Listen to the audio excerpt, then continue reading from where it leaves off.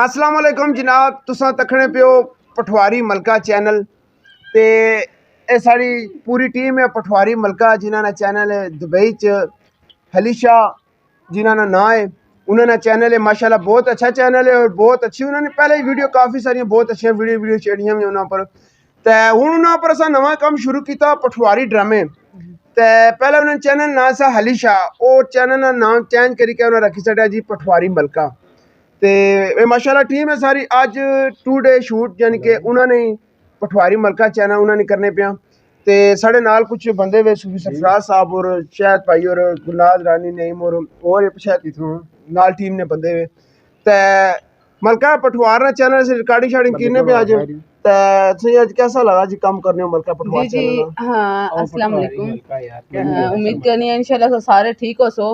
ते अज ना वाकई काम बहुत माशाल्लाह बहुत ही अच्छा होया ते असा उन्हें की अलीशा जी की वेलकम आखने आ कि उन्हें पठवारी काम शुरू किया ते मतलब उन्हें की दिलचस्पी है असने ड्रामे नाल काफी असने लोग है यूके विच दुबई विच कश्मीर विच काफी मतलब असने जेड़ा खिता है पठवार ने लोग है अल्लाह पाक ने की खुश रखे इन लोगों की वजह से असा लोग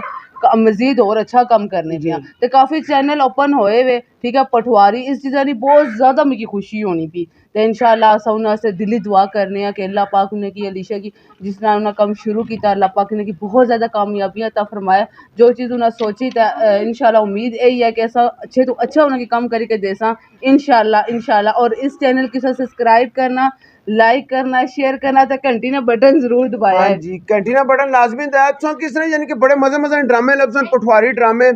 ते उसने बड़े फनी ड्रामे ज्यादा फनी ड्रामे से लबसन ते जेड़ा उन्होंने फरमाइश है अली शाह ने यानी कि चले वाले ज्यादा ड्रामे में इंशाल्लाह असं चले वाले ज्यादा ड्रामे लबसन आज ही तकरीबन 3-4 ड्रामे कड्डे चले वाले उसके अलावा और कुछ सीन कड्डे तो चले नाल मैं भी चली मैं तो चला उसी पता मैं तो चला ही चला ते नाल इन्हां की चला बनाई छड्या ते इंशाल्लाह सो की ड्रामे मजा आसी साढ़े सूफी सरफराज साहब होरे जेड़े इस